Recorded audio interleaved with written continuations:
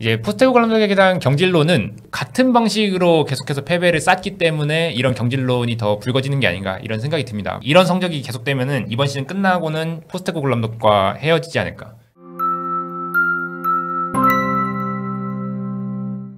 오늘 잉글랜드 프리미어리그 21라운드에서 아스널과 토트넘이 만났습니다. 북런던 더비였고요. 경기 전에 부상자가 많아서 양팀 모두 고민이었어요. 아스널 같은 경우에는 공격진이 특히 부상이 많았는데 부카요 사카가 부상이고 일단 에이스가 빠지니까 타격이 크죠. 그 다음에 에단 은어넬이 가브리엘 제수스까지 부상을 당하면서 공격진 구성에 어려움을 겪었고요. 뭐 수비진 풀백에서도 토미야스, 벤 화이트, 그 다음에 리카르도 칼라피오리 이렇게 부상을 당하면서 풀백과 공격진 구성에 어려움을 겪었던 아스널이었습니다. 토트넘만큼은 아니긴 해요. 그쵸? 하지만 아스널도 꽤 컸다. 네, 이렇게 보면 되겠죠. 네. 토트넘은 이제 말하는 것도 입이 아프긴 한데 로메로, 판더벤이 모두 부상이다. 3순위인 벤 데이비스도 부상이다. 센터백이 전멸 수준이고 데스티니 우도기가 부상을 당하면서 스펜스가 지금 레프트백으로 나오고 있죠. 생각보다 잘해주고 있어서 다행이긴 한데 그 다음에 비카리오와 포스터 여전히 부상이고요. 벤탄쿠르는 지금 머리를 다쳤기 때문에 2주 동안 무조건 결장이 확정이 됐습니다. 윌슨 오드베르와 티모 베르너도 현재 부상이다. 그래서 토트넘도 상황이 좋지 않다라는 거죠.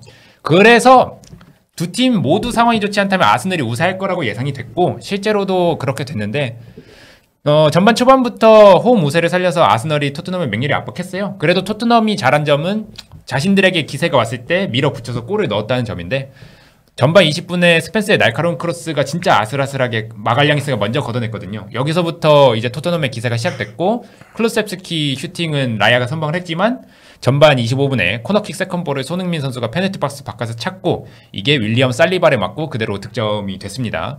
그래서 이 기세를 그대로 지켰다, 이 리드를 그대로 지켰다라면 좋았겠지만 아쉽게도 리드를 지키지 못하고 역전이 내줬고요. 전반 39분에 물론 오심이긴 했습니다. 코너킥 상황에서 골킥이 돼야 되는데 코너킥이 된 거기 때문에. 하지만 이 코너킥에서 가브리엘 마갈량이스의 헤더가 솔랑케를 맞고 들어가는 이제 득점이 나오면서 아스널과 동점이 됐고요. 솔랑케 OG. 예. 네. 전반 44분에는 후방 빌드업 중에 비수마가 경기마다 한두 번씩 보여주는 그 턴오버, 높은 위치에서 뺏기는 그 턴오버 때문에 역습이 시작이 됐고 이게 트로사르의 역전골이자 결승골까지 이어졌습니다. 역시 아스널 공격진들 다 비리비리할 때 한 번씩 해주는 어떤 예전 한국 축구식 표현 이런 거 있습니다. 레인메이커.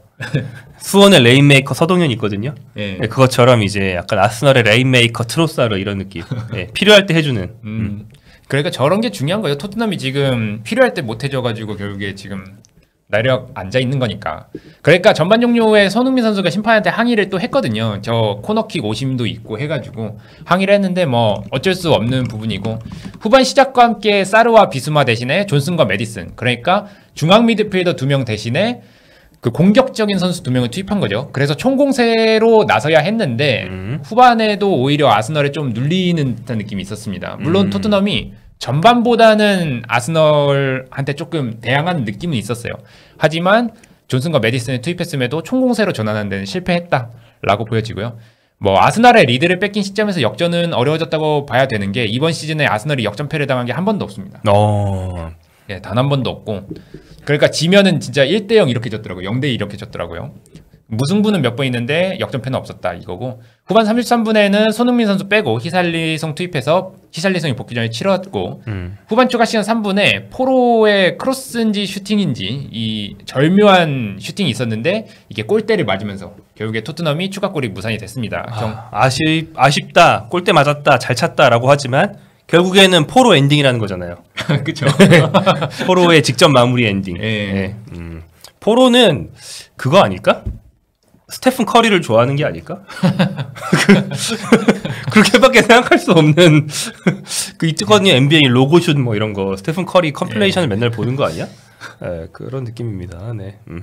결과적으로 토트넘이 아스널보다 우위였다 하는 적은 진짜 그 손흥민 선수 득점하기까지 그 한 5분 10분간의 아스널을 밀어붙이는 그 시기밖에 없었다라고 말해도 무방할 정도였고 결과적으로는 패배를 했습니다. 네. 자, 손흥민 선수가 분전을 하면서 뭐 개인적으로는 또 뭐 좀 소소한 기록들이긴 한데 그러니까 뭐 1위 이런 건 아니고 순위가 오른 것들 위주니까 소소한 기록들을 많이 세웠는데요. 보시면 북런던 더비에서 무려 8호 골. 네. 북런던 더비에 강하죠.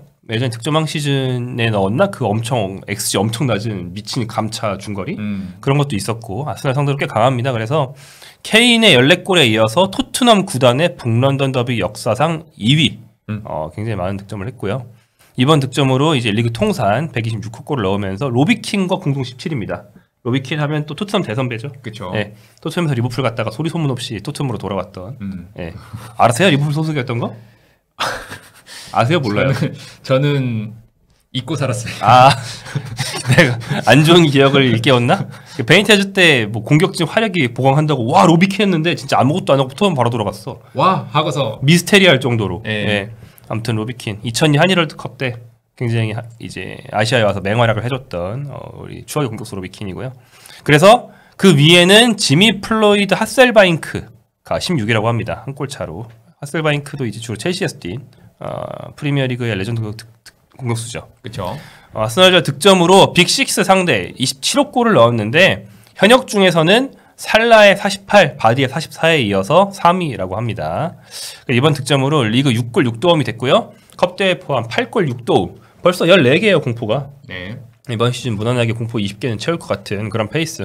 사실 페이스 보면 뭐 물론 막 득점왕했던 선수니까 좀 아쉬울 수 있지만 측면 공격 자원으로서 굉장히 괜찮은 페이스거든요. 근데 그쵸? 팀이 원체 이러다 보니까 뭔가 좀 힘을 못 받고 예. 그래서 좀 임팩트가 좀 없어요. 현지에서도 자꾸 분명히 봐봐 아무것도 안 하고 6골 6도움만 멀리서 이게 뻥뻥 차가지고 했어도 괜찮은 선수 아니에요? 결과적으로는 공격 포인트 생산했다는 것 자체만으로도. 네. 근데 뭐 약간 그런 칭찬이 많지 않다는 거죠. 그래서 확실히 기대치가 높다. 둘째로 팀이 그만큼 안 좋다라는 게 손흥민 선수의 어떤 공격 생산성에 비한 평가 절하에 좀 영향을 미치는 게 아닌가 싶고요. 풋볼 런던은 이날 선발 공격진 중에서 최고인 6점을 줬는데 당연히 골 넣었으니까 당연히 팀 내에서는 최고를 받았어야 된다라고 좀 생각이 듭니다. 평가는 공을 잡는 데 어려움을 겪었지만 그건 토트넘 모든 공격수가 마찬가지였다라고 얘기를 했습니다. 그리고 이제 스탠다드 9 이브닝 스탠다드는 솔람케, 클루스키랑 같은 5점으로 좀 더 낮게 줬고요. 득점 외에 영향력이 없었다 이렇게 얘기를 했습니다. 그리고 또 손흥민 선수가 한 인터뷰도 이제 김민중 기자가 적어 주셨는데 사실 손흥민이 오늘 한 말 중에 제일 화제를 먹은 그거죠. 내가 이 팀에 있으면서 이런 수년 있어본 적이 없다. 굉장히 뭐 패부를 찌르는 그런 말이었습니다. 예. 저기 채팅에서도 소니 혼자 멱살 잡고 꾸역꾸역 끌고 가는 거 못 봐주겠다고. 예. 사실 뭐 오늘 새벽에 좀 그런 경기 중에 하나였다고 할 수 있죠. 그렇죠. 니들은 뭐 하냐? 이런 느낌. 네. 그는 진짜 최근에 원정 팬들한테 인사할 때 뭐 좋은 표정으로 인사한 적이 많이 없기는 하지만 그 중에서도 좀 진짜 어두운 그런 표정이었던 것 같아요. 전 이런 경기를 해봤어요. 또 이제 생각날 수밖에 없는 얼굴도 닮았는데 네. 저랑 같이 이런 경기를 했던 선수들은 다 떠났습니다. 당신은 왜 여기 붙어 있는 거야? 한 판 더 이렇게 되는 거죠. 네. 네. 이거 갑자기 생각나면서 잠깐 여담으로 말하면은 그 트위터 이제 X죠. 네. 그 트위터에서 그런 거 있어요. 손흥민이나 소니를 치잖아요. 그러면은 이정재 씨가 이제 토크쇼 나와가지고 오징어 게임 막 이런 거 하면서 이렇게 춤추는 영상 나오는데 거기다가 손흥민이 어디에 춤추고 있다 막 이런 식으로 사람들이 게시글 단 게 몇 개 있습니다. 네. 네. 그래서 이제 이정재 씨랑 유해진 씨랑 같이 시상대에 오른 사진을 우리 그렇게 많이 활용하죠. 네, 그렇죠. 박지성과 손흥민이 손차박을 얘기하면서. 네. 북런던 더비가 당연히 아스날이 세니까. 뭐 토트넘이 더 셌던 시절에는 뭐 제 기억에는 좀 우세했던 것 같지만 최근에 뭐 늘 포스트콜로 감독 오기 직전에도 안 좋긴 했어요. 근데 와서 더 안 좋아졌다. 아스날이 유독 약하다. 그러니까 성적이 이렇게 쳐받고 있으면 더비라도 이겨야 자존심을 세우잖아요. 네. 근데 자존심까지 못 세우고 있다. 이런 상황인 거죠. 그럼 포스트콜 감독 부임 후에 아스날과 4경기에서 1무 3패. 그중에 1무는 첫 경기였습니다. 그러니까 그 말인즉 리그에서 3연패를 당했다. 아스날 상대로 이런 얘기고요. 아스날 상대 리그 3연패는 프리미어리그 창설 이후 처음이라고 합니다. 그러니까 이게 원래 더비 자체가 그래요. 한 팀의 절대 우위가 잘 없고요. 에버턴과 리버풀이 전력차가 난 지가 꽤 됐거든요. 전력차가 난 지가 꽤 됐음에도 불구하고 3연패가 8년 전입니다. 어허. 그만큼 이제 더비는 치열하고 언제나 결과를 예측할 수 없습니다. 이런 예측할 수 없는 더비에서 3연패를 했다는 거는 그만큼 지금 팀에 문제가 있다라고 해석해도 어느 정도 무방한 그런 상황이라고 할 수 있겠고요. 포스테코글루 감독은 뭐 경기 후 팀 경기력을 공개해 비판했는데 나는 그렇게 팀을 구성하지 않았다. 내려앉아서 아스널이 경기하도록 두는 건 좋지 않았다라고 했는데 할 수 있는 말이죠. 감독으로서 할 수 있는 말인데 또 다른 측면에서 보자면은 이게 지금 아스널 상대로 3연패를 당한 게 단순한 전력 차이에 의한 3연패인가? 라고 봤을 땐 저는 그건 좀 어렵다고 보거든요. 이 에너지 레벨의 차이도 차이고 그 다음에 포스테코글루 감독 전술이 아스널과 상성이 맞지 않음에도 계속해서 그 전술을 밀어붙이는 거는 문제가 있지 않나 라는 생각이 들어요. 뭐 그리고 최근에는 그 전술이 작년 잘 나갈 때에 비해서 이제 잘 구현되고 있지도 않고 예. 네, 뭐 여기 포스텍 말처럼 사실 절대 내려앉지 마. 뭐가 무섭다고 자꾸 뒤로 내려가. 한국 축구의 명언이죠. 예. 뭐가 무섭다고 자꾸 뒤로 내려가. 이게 포스텍 스타일이에요. 예, 근데 사실 선수들이 뒤로 내려갑니다. 예, 슬금슬금. 그렇죠. 예, 예, 뭐 같은 방식으로 그러니까 이번 리그 3연패가 더 비판의 중심에 서는 이유는 그냥 단순히 아스널과 3연패를 당했다 이게 문제가 아니라 같은 방식으로 3연패를 당했기 때문이라고 저는 생각을 하거든요. 그 3연패를 당한 동안 세트피스 실점이 항상 나왔고요. 그 다음에 역습에 의한 실점도 2번 나왔고요. 결과적으로는 이런 상황 때문에 포스테코글루 감독이 더 비판을 받아야 된다 이런 요지인데 지난 시즌 후반기 경기에서는 세트피스 코너킥 실점으로 2번 그 다음에 역습 실점 1번 이렇게 나왔고요. 이번 시즌 첫 경기에서는 후반에 사카의 코너킥을 마갈량이스가 타점 높은 헤더로 연결하는 그런 세트피스 실점을 당했고요. 이번에도 마찬가지로 코너킥 실점 1번, 그 다음에 역습 실점 1번 이렇게 되면서 그냥 3번이 다 똑같아요. 그러니까 토트넘이 주도를 하든 안 하든 세트피스로 실점을 하고 역습으로 실점을 해서 결과적으로는 패배를 하는 그런 경기가 계속해서 이어지고 있거든요. 그렇기 때문에 참 이게 세트피스 실점도 지난 시즌 후반기에는 가까운 골대에서 당하고 이번 시즌 첫 경기에서는 중간 그 중앙에서 당하고 이번에는 먼 골대에서 당하고 진짜 다채롭게 당하고 있어요. 그렇기 때문에 이게 세트피스 수비는 지난 시즌 한 중반기 후반기부터 계속해서 나왔던 토트넘의 단점인데 포스테코글루 감독은 그때마다 세트피스가 문제가 아니다. 그 이번 경기 앞두고 한 기자회견에서는 요즘 좀 지표가 괜찮았나 봐요. 킨스키가 좀 공중볼 되게 잘하고 기자가 살짝 그렇게 좋은 쪽으로 질문해 주니까 내가 조금 조정했는데 세트피스 엄청 좋아졌다 이렇게 인터뷰했거든요. 근데 여지없이 아스널 사기 코너킥을 막진 못했다. 네. 그러니까 이게 진짜 물론 아스널이 세트피스 강한 건 인정을 하는데 그럼에도 이 라이벌이라는 토트넘이 같은 방식으로 계속해서 실점을 하는 거는 이거는 감독의 문제라고 볼 수밖에 없지 않나 이런 생각이 네. 들고요.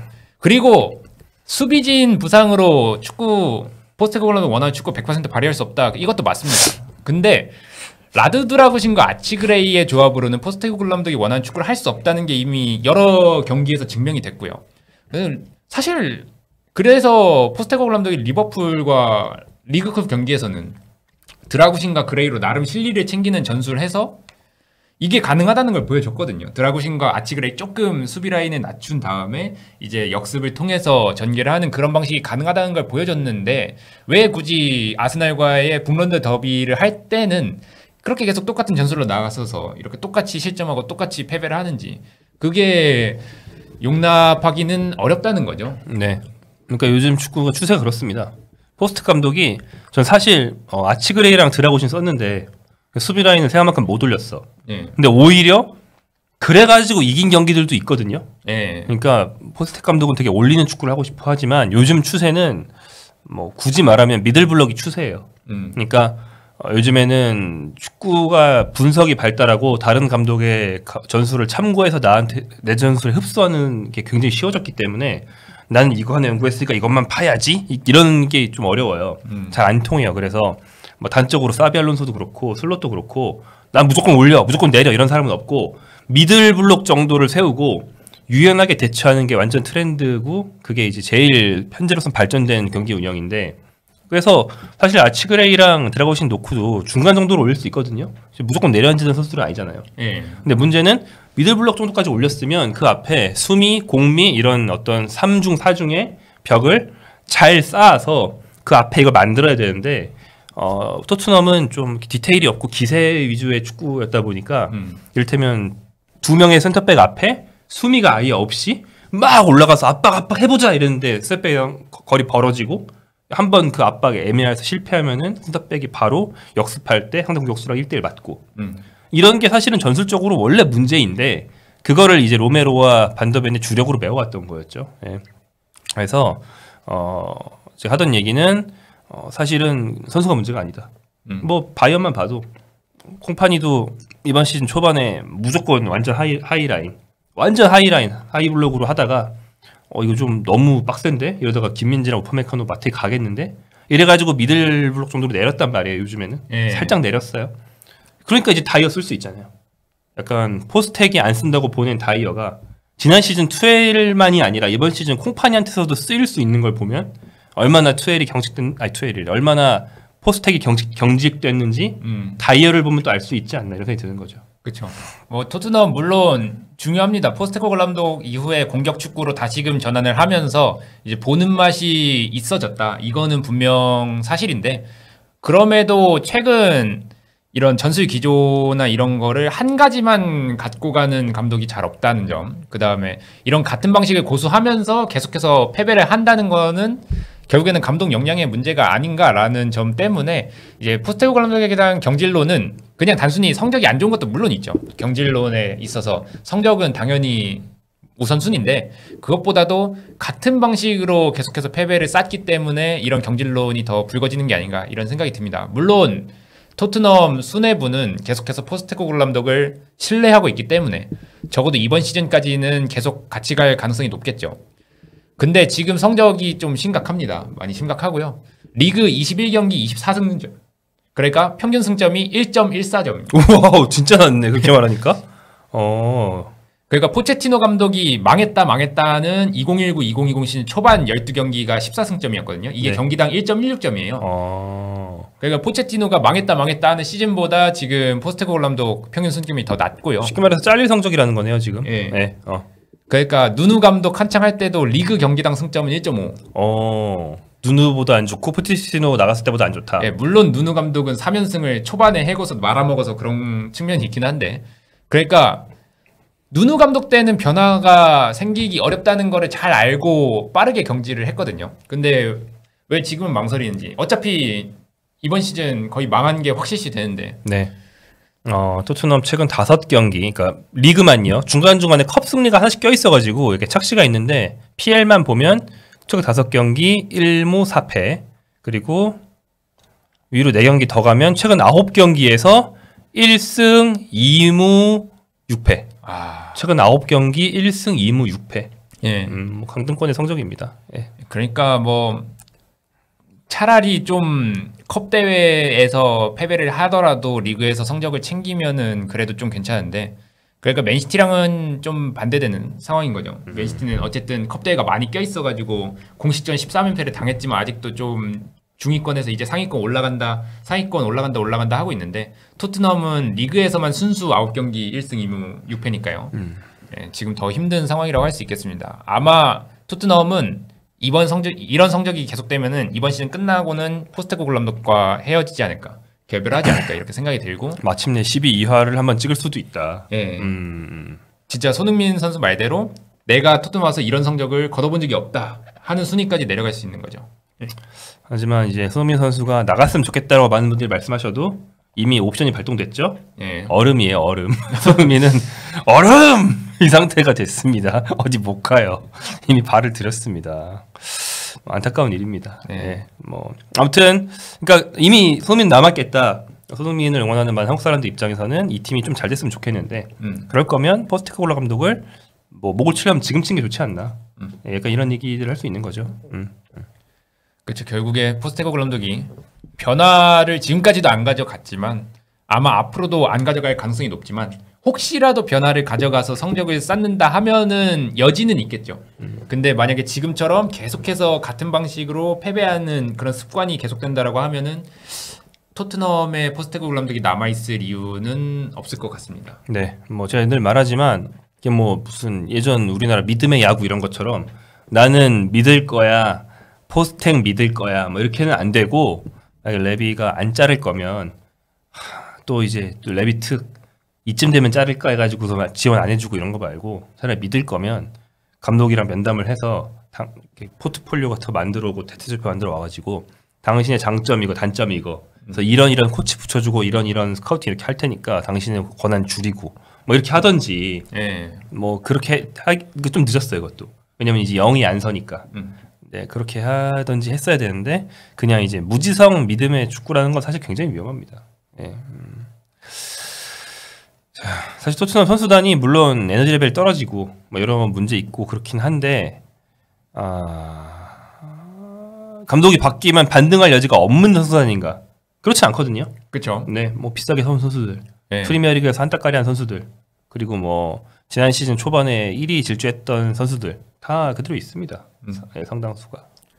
물론 토트넘의 문제 중 하나는 지금 포스테코글루 감독을 경질한다고 해서 마땅한 매물이 있냐, 감독 매물이 있냐 하면은 그거는 아니기 때문에 포스테코글루 감독을 경질할 수도 없는 상황이고 사실 어려운 상황이죠. 감독 매물이라도 있었으면 조금 시도라도 했을 것 같은데 뭐 맨유의 아모림 감독 가면서 이제는 좀 다 사라진 것 같습니다. 현재로서는. 뭐 근데 그런 대형 매물은 어차피 토트넘 안 오고 토트넘은 또 그런 감독 선임할 돈도 쓸 생각 없는 것 같고 콘테 무리뉴로 이제 비싼 감독 안 쓴다 된 것 같고 좀 그 발굴해야죠.